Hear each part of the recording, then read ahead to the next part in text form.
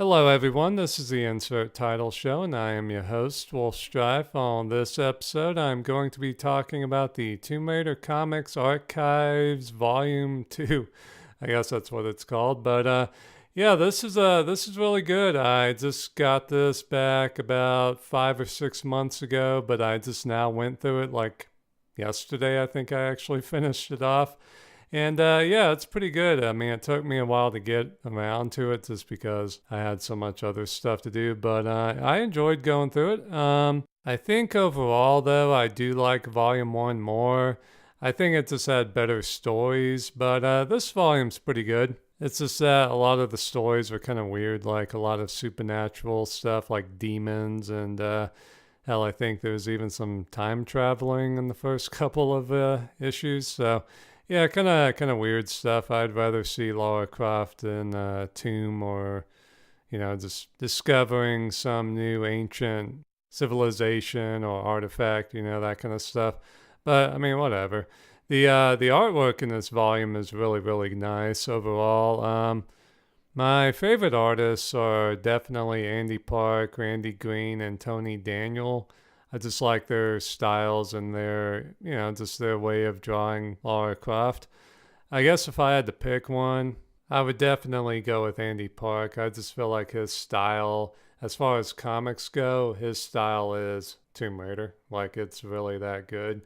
And the other guys are pretty good too. Randy Green's got some really good issues in this collection, and I like Tony Daniels' stuff. He's really good at drawing a pretty sexy Lara Croft. So yeah, I like his style. And yeah, I mean, this is a really good collection.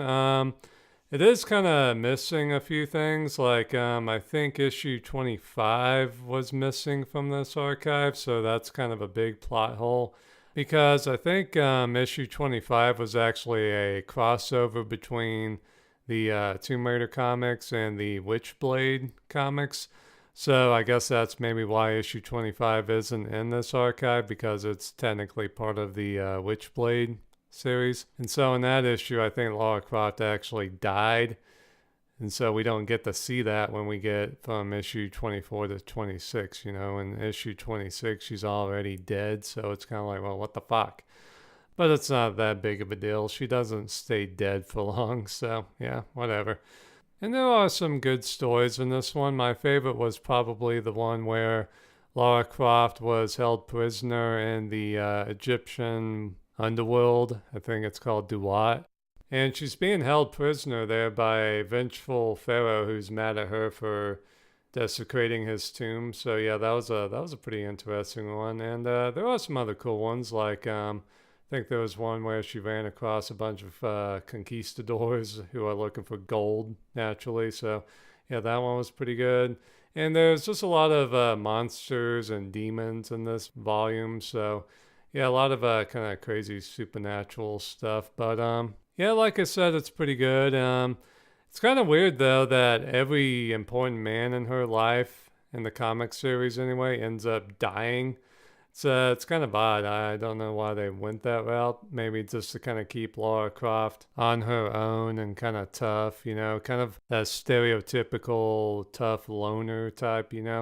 Well, and if you think about it, I mean, how many fucking action movies are there where the male action hero has his wife, his family, or his girlfriend killed, and then he goes out on a quest for revenge or whatever? So, yeah, that just keeps happening to Lara Croft over and over again. So it's kind of odd, but whatever. I mean, it does keep her at arm's length, I guess, because this is supposed to be escapism, action, fantasy, and whatnot. So we don't want the main character having the same kind of problems that we do, like with relationships and all that kind of normal crap. Like what would happen if Lara Croft actually had a serious relationship with a boyfriend or whatever? Like, would that be exciting? Not so much. So, yeah.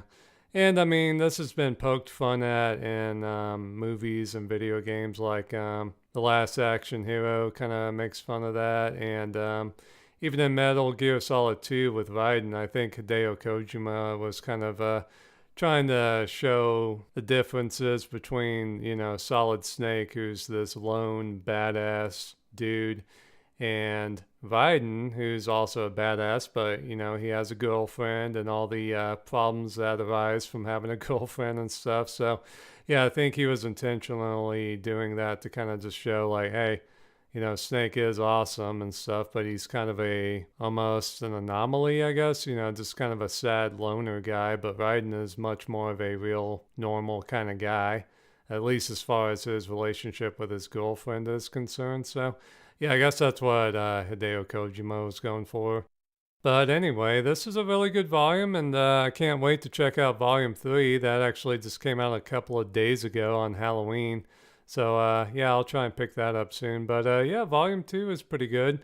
Like I said, though, it's not as good as Volume 1 in my opinion, but it's still pretty good. So, yeah, check it out if you want to.